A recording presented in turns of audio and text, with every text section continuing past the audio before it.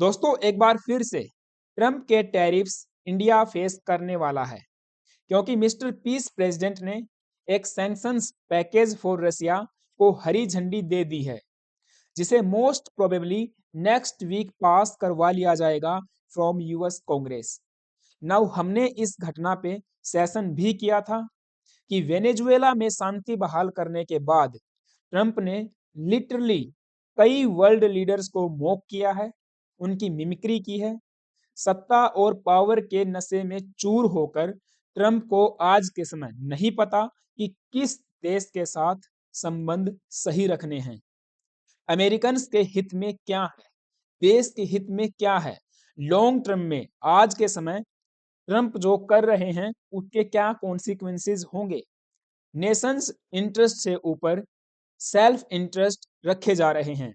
Foreign policy इतनी dilute and volatile हो गई है कि स्ट्रेटेजिक एंड अलाइज पार्टनर कहे जाने वाले नेशंस भी ट्रंप के ऊपर भरोसा नहीं करते कि उनका नेक्स्ट स्टेप क्या होगा, किस नेशन को टारगेट किया जाएगा। यूरोपियन यूनियन एंड नेटो को बड़ा खतरा अपने सर पे मंडरा रहा है कि आने वाले 20 दिनों में ट्रंप ग्रीनलैंड पे अटैक करके वहां पे अमेरिकी ध्वज गाड़ देंगे। एंड धीरे धीरे आप देखोगे न केवल लैटिन अमेरिका के छोटे देश, यूरोप में भी एक एग्जिस्टेंशियल थ्रेट महसूस होगा from USA.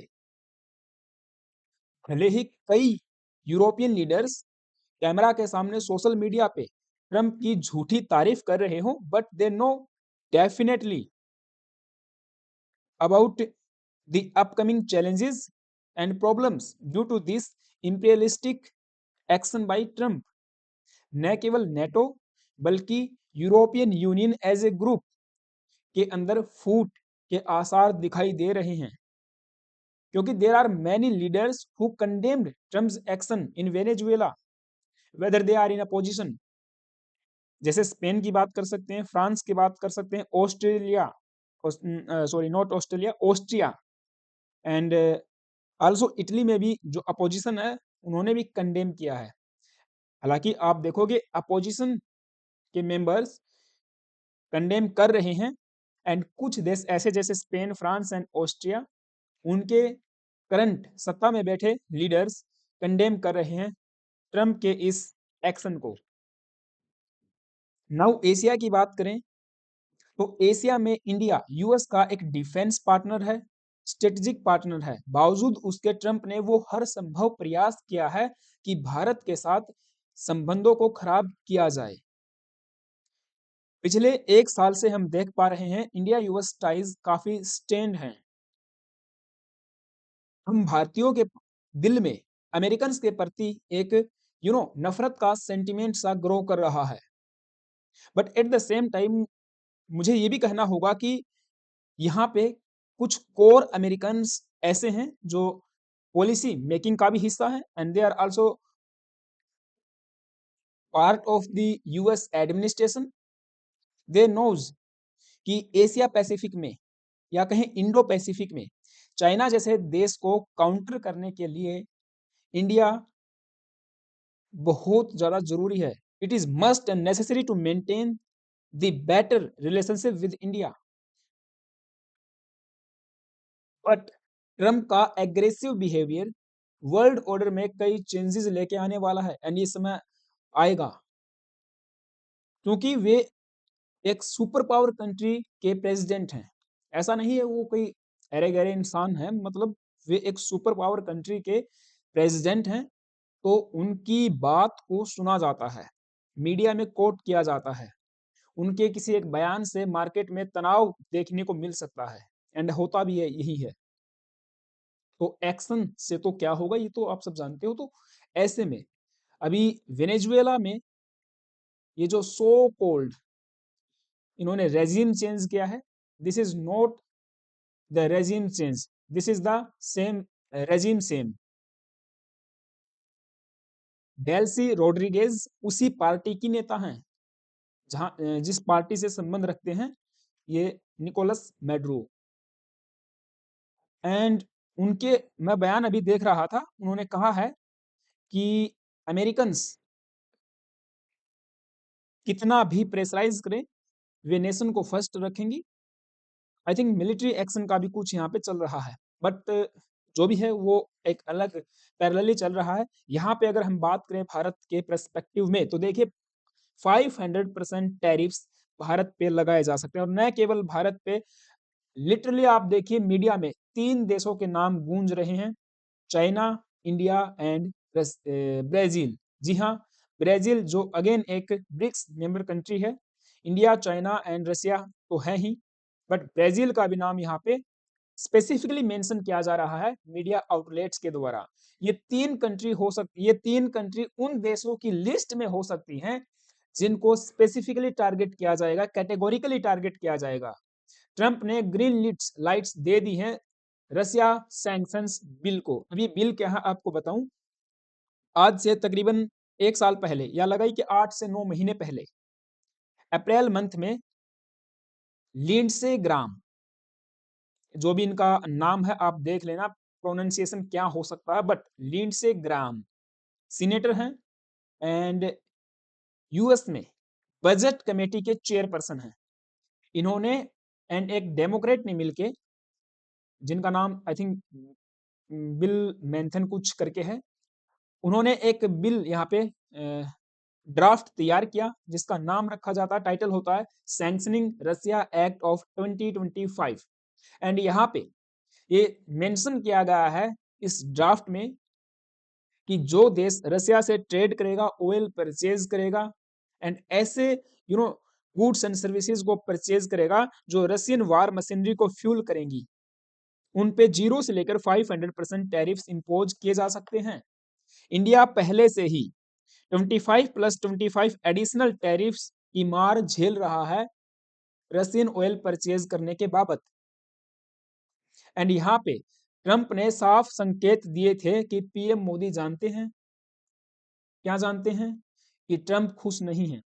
And it is very very important to make me happy, ये ट्रंप के बयान हैं। यहाँ पे इनकी जो हिपोक्रेसी है, इनका जो दोगलापन है, मैं उसको भी उजागर करूंगा।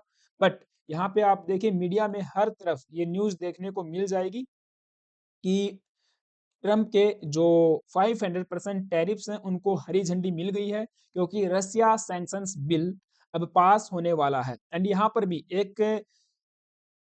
क्लियर कर देता हूँ बात मैं, कि ये बिल अगले वीक पास हो सकता है, क्योंकि इसे पेश किया जाएगा। लिंडसे ग्राम ने ट्विटर पे जाके इसके बारे में सुबह सुबह 4 बजे, तड़के 4:30 बजे इसके बारे में जानकारी दी। 8 जैन आप देख पाओगे डेट यहाँ पे, और इन्हें लगा कि चलो उठ के कुछ ताज़ा खुराफाती करते हैं।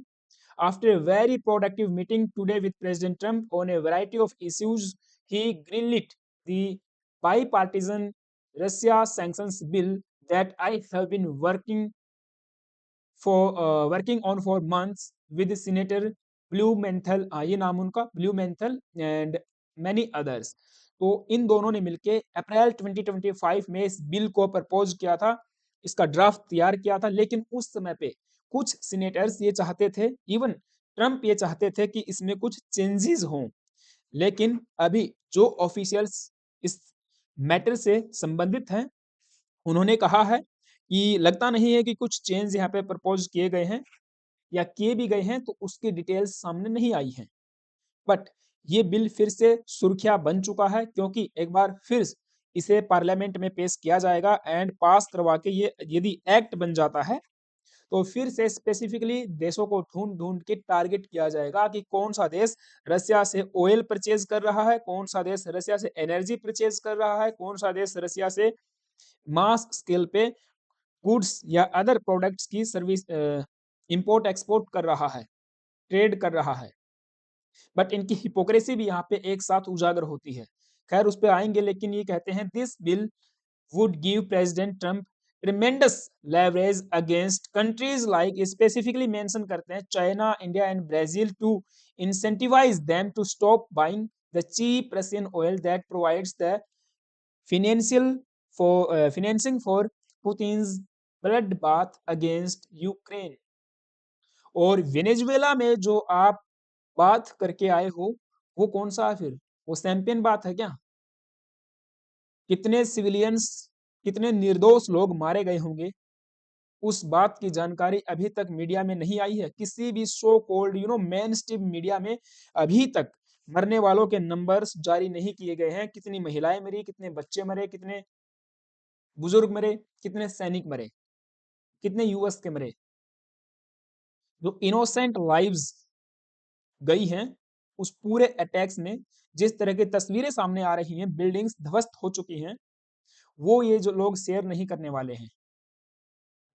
अपनी जो ये इंटरनेशनल लॉ को तोड़ के जो एक्शन किया है, उसको कहीं ना कहीं ग्लोरीफाई करने का काम किया जा रहा है। Bill threatening 500% tariffs on India for Russia oil trade gets Trump's note.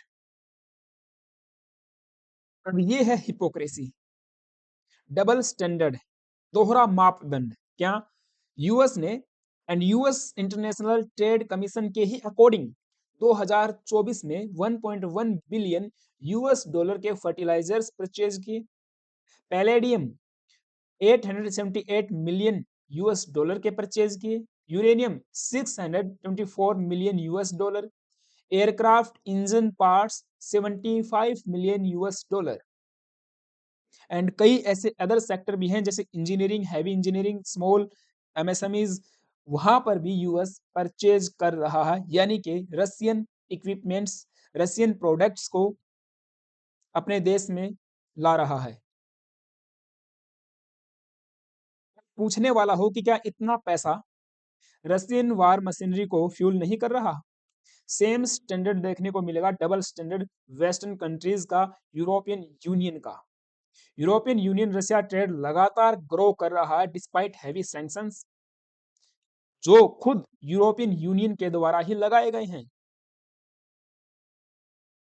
EU and Russia का जो 2024 का ट्रेड वॉल्यूम था 78.1 बिलियन यूएस डॉलर रहा। ऐसे ही सर्विसेज में ये रहा 2023 में 17.2 बिलियन यूरो। एंड एलएनजी की बात करें 16.5 मिलियन टन्स इन 2024 में परचेज की गई रशिया से, जो सरपास करती है प्रीवियस ऑल द रिकॉर्ड्स। ये लगातार अपने हित के लिए liquefied natural gas, LNG, fertilisers, mining products, industrial chemicals, iron, steel, gold, transport equipments, engineering equipments खरीदते रहेंगे। बट भारत जैसे ही क्रूड ऑयल परचेज करेगा अपने एनर्जी मार्केट को, अपने एनर्जी सिक्योर करने के लिए, देश के अंदर सस्ता क्रूड ऑयल परचेज करेगा, तो ये लोग लगाएंगे सैंक्शंस। चाइना परचेज करेगा, स्पेसिफिकली चाइना को मेंशन नहीं करेंगे, इस बार किया है वो एक अलग मैटर है। बट मोस्टली टाइम देखने को मिलता है कि चाइना के ऊपर इतना एग्रेसिवली टारगेट नहीं किया जाता। कभी चाइनीज प्रीमियर को ये मॉक नहीं करेंगे, जैसे कि पीएम मोदी को किया जा रहा है। क्यों? क्योंकि इंडिया अभी ये सोच रहा है कि हम लोग साइलेंट रहेंगे, ज्यादा इस पे प्रतिक्रिया नहीं देंगे। एंड उसके पीछे रीजंस भी हैं। आप देखिए, कई अमेरिकन कंट्रीज जैसे कि गूगल है, माइक्रोसॉफ्ट है, वहां से बिलियंस ऑफ डॉलर की इन्वेस्टमेंट भारत में आ रही है। हम साइलेंटली ग्रो करना चाहते हैं, शायद इसीलिए भारत रिएक्शन देने से हेजिटेट कर रहा है। और दूसरा, रही बात रशियन ऑयल को परचेज करने की, हमने क्रूड ऑयल को परचेज किया बहुत सस्ते दामों में, वो बात सही भी है। लेकिन आप देखिए दोस्तों, 2030 तक हमने जो टारगेट रखा है 100 बिलियन यूएस डॉलर का, उसमें भी हमको एक सच्चाई स्वीकार करनी पड़ेगी कि रशियन प्रोडक्ट्स हम लोग केवल खरीद रहे हैं, रशिया को बेच कुछ भी नहीं रहे हैं। यहाँ पे एक बात ये कहीं ना कहीं हम इंडियंस को यू नो स्वीकार नहीं पड़ेगी कि भारत और रशिया का जो ट्रेड है उसमें डेफिसिट में इंडिया रहता है। 61 बिलियन यूएस डॉलर का ट्रेड डेफिसिट रहता है, जिसे हम लेके जाना चाहते हैं 100 बिलियन डॉलर तक। केवल और केवल 4 बिलियन यूएस डॉलर का हम लोग प्रोडक्ट एक्सपोर्ट करते हैं टू रसिया, बट यहाँ पे 61 बिलियन डॉलर का इंपोर्ट करवाया जाता है। टोटल ट्रेड वॉल्यूम हो जाता है 65 बिलियन यूएस डॉलर। अब ये ट्रेड डेफिसिट कैसे घटेगा? वो तो आई डोंट थिंक, पता नहीं कैसे घटेगा, लेकिन यहाँ पे ट्रेड को ज़्यादा हम बायलैटरल ट्रेड को इंक्रीज करने के लिए प्रयासरत हैं। यहाँ पे एक फ्रेमवर्क क्रिएट किया जा रहा है दोनों देशों के द्वारा कि इसे 100 बिलियन यूएस डॉलर तक पहुंचाया जाए। एंड ये ट्रेड डेफिसिट इतना कैसे हुआ? तो हमने डिस्काउंटेड बल्क में डिस्काउंटेड रशियन ऑयल को परचेज किया है। तो सवाल दिमाग में ये भी आता है, क्यों ना हम अमेरिका की बात मान के इस डिस्काउंटेड रशियन ऑयल को परचेज करना बंद कर दें, हमारा ट्रेड डेफिसिट भी घटेगा। दूसरा, जो डिफेंस प्रिक्योरमेंट कर रहे हैं रसिया से, कहीं ना कहीं उसको भी डाइवर्ट कर दें, और वो क्या भी जा रहा है, क्योंकि रसिया उतना एक्सेस इंडियन मार्केट को नहीं दे रहा है। मीन्स इंडियन एक्सपोर्टर्स को अपने मार्केट का एक्सेस नहीं दे रहा है, चाहे वो मराइन गुड्स की बात करें, हम फार्मास्यूटिकल्स की बात करें, कंज्यूमर गुड्स की बात करें, यहाँ पे नॉन टैरिफ बैरियर चाहता है इंडिया। एंड कई बार हम अर्ज कर चुके हैं, डिमांड रखी है रसिया के सामने, अभी भी 5 नेशंस की जो मीटिंग होने वाली है उसके सामने भी हमने रखा कि electronics, engineering goods, food and fish, in market के लिए हमें जो ओपन कर दीजिए। फ्रेमवर्क ऐसा होना चाहिए जहां इंडिया भी बेनिफिट करे। हम केवल परचेज परचेज परचेज कर रहे हैं, एंड रसिया के लिए केवल एक डिफेंस यू नो सप्लायर की तरह रसिया हमें देखता है। तो ये चीज स्वीकार करने में हमें हेजिटेशन नहीं होना चाहिए। Russia wants to settle this trade in yuan. क्यों? क्योंकि रुपी रूबल ट्रेड मैकेनिज्म इनको रास नहीं आ रहा। भारत लगातार पुश कर रहा है रुपी रूबल ट्रेड को, बट रसिया नहीं चाहता। युआन उनको तगड़ी करेंसी लगती है एज कंपेयर टू रुपी। क्यों? उनका कहना है हमारे पास हमारे बैंकों में भर भर के रुपया जो है पड़ा हुआ है, रुपी के बैग्स भरे हुए हैं, टैंक्स भरे हुए हैं, कमरे भरे हुए हैं, बिल्डिंग्स भरी पड़ी हैं, बट समझ नहीं आ रहा क्या करें।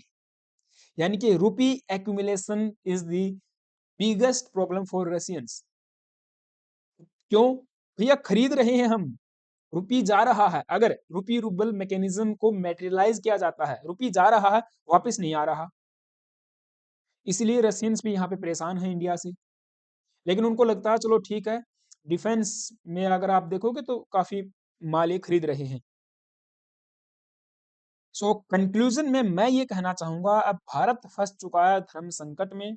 एक तरफ रसिया है, ऑब्वियस सी बात है, हमें ये भी डिनाई नहीं करना चाहिए कि बुरे टाइम पे, संकट की घड़ी में रसिया हमेशा हमारे साथ खड़ा रहा है।